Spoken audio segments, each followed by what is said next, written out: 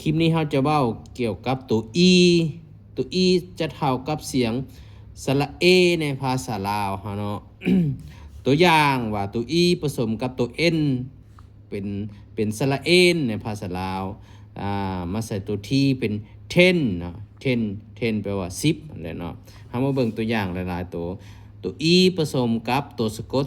ตัว double g เนาะ double g ก็คือตัว g 2ตัวคำว่า double นี่ก็คือ2เนาะภาษาอังกฤษคือที่ฮู้เนาะตัวสะกดจะมีหลายตัวที่ว่าอยู่ในท้ายในคำเดียวแต่ภาษาลาวตัวสะกดจะมีตัวเดียวเนาะมันจะเป็นสระเอกเนาะเอกแปลว่าไข่เนาะ ตัว e ใส่ตัวสะกดตัว d แล้วตัวใส่ตัวพยัญชนะ b เป็นเบดแปลว่าเตียงนอนเนาะตัว e ผสมกับตัวสะกด nd เนาะเป็นสระเอ็นมีความหมายในตัวมันก็คือว่าจบลงหรือว่าสิ้นสุดเนาะตัว e ใส่ตัวสะกดตัว t เป็นสระเอ็ดใส่ตัว g เนาะตัว g ใส่ตัวพยัญชนะ g เท่า get ออกเสียง get ออกเสียงตัวทอทั้งท้ายเนาะ get แปลว่าได้หับได้เอาเนาะตัว e ผสมกับตัวสะกดตัว n เนาะเป็นสระเอ็นใส่ตัว h เป็น hen เนาะ hen แปลว่าไก่แม่เนาะนี่เนาะตัว e ใส่ตัวสะกดตัว l กับตัว p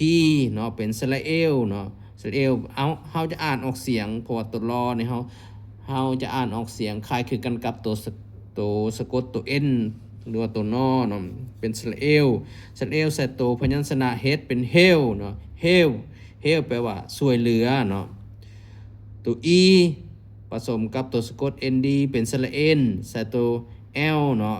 ใส่ตัวพยัญชนะ l เลยเป็นเล่นนี่ก็คือแปลว่าให้ยืมเนาะตัว e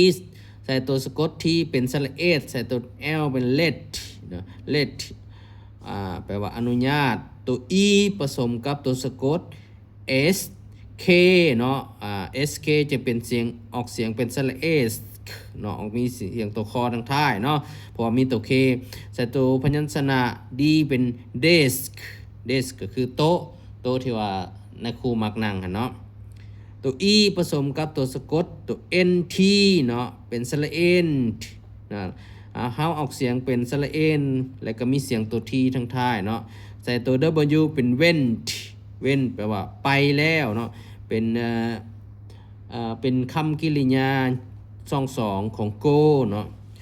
ตัว e ผสมกับตัวสะกดตัว n เป็นสระเอ็นใส่ตัว m เหมือน men เนาะ men ก็คือแปลว่าผู้ชายหลายคนเนาะอันนี้เป็นคำนามจำนวนหลายเนาะ ถ้าว่ามันนับจำนวนน้อยก็คือ man มาจาก man แหละเนาะ men นี่เนาะตัว e ผสมกับตัวใส่ตัวสะกด l ใส่ตัวสะกด double l คำว่า double คือ2เนาะเป็นสระ l เป็นสระ l ใส่ตัว s เป็น sales ก็คือขายเนาะมาใส่ตัว t เป็น tail เนาะวันนี้ตัว e ผสมตัวสะกด st ใส่ตัว t เป็น test ก็คือสอบเซ็งเนาะหรือว่ากวดกาก็ได้เนาะ กวดเนาะตัว e ผสมตัวสะกด t เป็นสระ s ใส่ตัว s เป็น set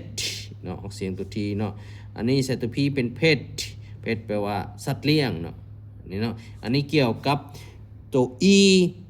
เทียบใส่ภาษาลาวจะเท่ากับเสียงสระเอเนาะและเอาไปผสมกับตัวสะกดแล้วมันจะออกเสียงเป็นสระตามตัวสะกดนั่นเนาะ